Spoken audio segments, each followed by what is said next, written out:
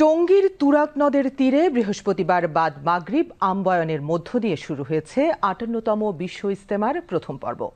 মাওলানা ইব্রাহিম দেওলার আম্বয়নের মধ্য দিয়ে শুরু হয় এবারের বিশ্ব ইজতেমার প্রথম পর্বের প্রথম ধাপের আনুষ্ঠানিকতা। এদিকে আর জুমার নামাজ আদায়ের লক্ষ্যে রাজধানী ও এর আশেপাশের এলাকার নানা বয়সী ধর্মপ্রাণ মুসল্লিগণ ভোর থেকেই ভিড় জমান ইজতেমা ময়দানে। রিপোর্টে আরও জানাচ্ছেন শফিউল্লাহ সুমন। ধর্মপ্রাণ মুসল্লিদের দল এখন শিল্পনগরী টঙ্গীমুখী। ইবাদত বন্দিগির মোক্ষম সময় হৃদয়ে ধারণ করে মুসল্লিদের স্রোত ক্রমশ বাড়ছে তুরাগ পাড়ে। এই স্রোত অব্যাহত থাকবে আখেরি মুনাজাতের আগ পর্যন্ত। বাদ ফজর ইজতেমা ময়দানে বয়ান করেন পাকিস্তানের মাওলানা জিয়াউল হক।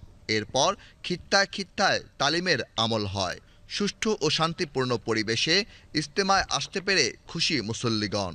আলহামদুলিল্লাহ, খুব ভালো পরিবেশ, আসার সাথে অনেক খুব সুন্দর পরিবেশ পাইছি।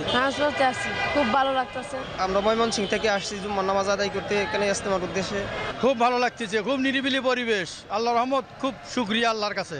ইজতেমায় আগতরা দেশ ও মুসলিম উম্মার শান্তি ও সমৃদ্ধি কামনা করেন। বিশ্ব ইজতেমার মাধ্যমে সমস্ত দেশের মুসলমানদের শান্তি কামনা চাবো। আল্লাহর কাছে চাওয়া থাকবে যে আল্লাহ পাক যাতে জান্নাতের উঁচু মাকাম দান করেন। বিশ্ব ইজতেমাকে কেন্দ্র করে টঙ্গীতে আইন শৃঙ্খলা জোরদার করা হয়েছে। নিরাপত্তার লক্ষ্যে ইজতেমার ময়দানসহ আশপাশের এলাকায় অতিরিক্ত পুলিশ মোতায়েন করা হয়েছে। এ পর্যন্ত ৭২টি দেশের ২১৫০ জন বিদেশি মেহমান ময়দানে তাদের জন্য নির্ধারিত নিবাসে অবস্থান নিয়েছেন। গতকাল বাদ মাগরিব আম্বয়ানের মধ্য দিয়ে শুরু হলো বিশ্ব ইজতেমার প্রথম পর্বের প্রথম ধাপের আনুষ্ঠানিকতা। আগামী রোববার আখেরি মোনাজাতের মধ্য দিয়ে শেষ হবে প্রথম পর্বের প্রথম ধাপ। এরপর একদিন বিরতি দিয়ে ৩ তারিখ থেকে শুরু হয়ে ৫ তারিখে শেষ হবে প্রথম পর্বের দ্বিতীয় ধাপ। এরপর ৮ দিন বিরতি দিয়ে শুরু হবে ১৪ই ফেব্রুয়ারি শেষ এবং তৃতীয় ধাপ।